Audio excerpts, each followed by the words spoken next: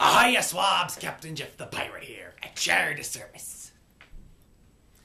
And welcome to Captain Jeff Reviews and Questions Adventure Time. Today's episode, Astral Plane. The episode opens with Finn and Jake just camping outside, checking out the sky and whatnot, and Finn wondering, about pets and planets with other people, other creatures, and if they have pets.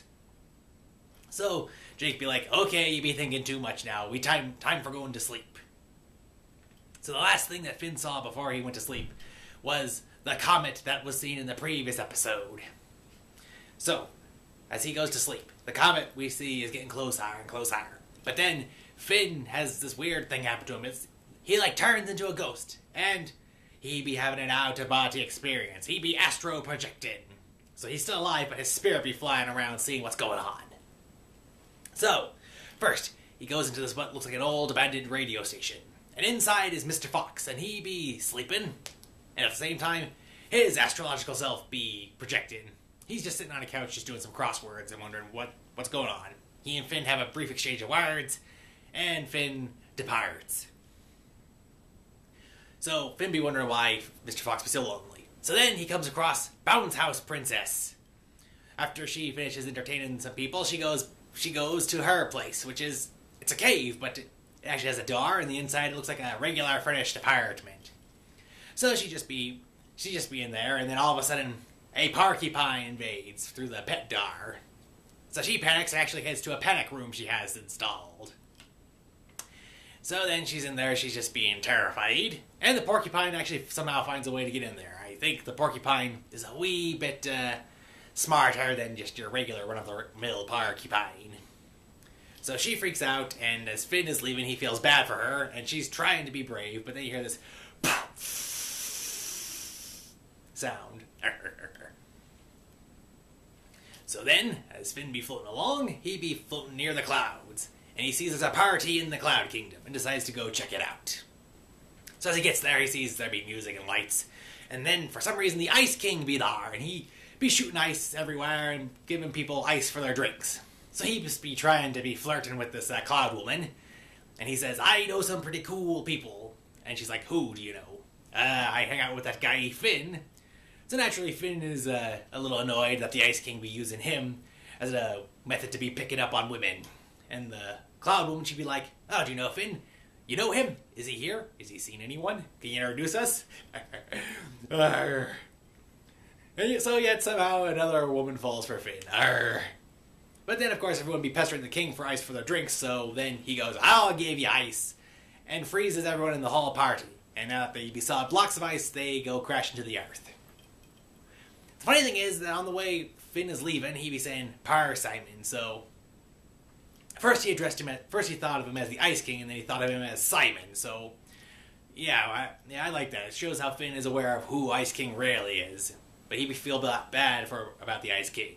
So he continues floating up, and then he passes Mara Celine as she be playing a song on her guitar. It'd be kind of a depressing one. So Finn, as he keeps floating up, he's like, I wonder if being sad gives you material for creativity. So by this point, he has left the Earth's atmosphere, and he be up in space. And there be these giant floating jelly head things, and they be space lards. So they just float around him, and somehow they be aware of his presence. And they summon, the head Mama Lard, and it gives birth to a little new baby Lard. So then Finn is like, I wonder if creation is the greatest source of inspiration. So the Lards that are aware of him, he grabs on, and one of them gives him a lift. And it kerflings him out into space.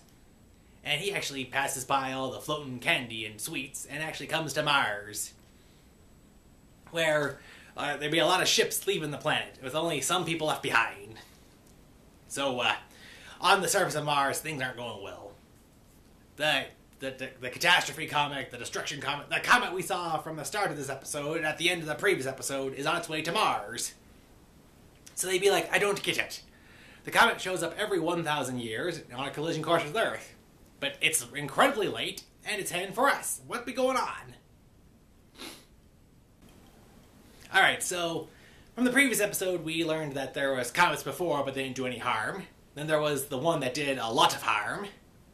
Now then, I don't know how many comments were after the one from the start of the previous episode, but I don't know how long late this one is, or if they had any impact or factor involving the Mushroom War, or why there be a giant hole on the planet, which you see every now and again. So anyway, the four-headed man of Mars, we figure out he is Glob. He is Glob. You know, like when everyone says, "Oh my Glob," that be him. Well, one of the fire faces anyway. And he's able to talk with Finn and figure out what's going on. So Finn, from his previous traveling, he asks this like very deep, very zen question, talking about how if birth be the greatest miracle, what do you do afterwards? And during his questions, it shows all the people he's encountered on his way here, about his creativity, about how he'll just deflate, and like, why should you? What's the point if you're just going to end up being destroyed? So Glob and the other 3G-faced people fly towards the comet. They hit it and it explodes.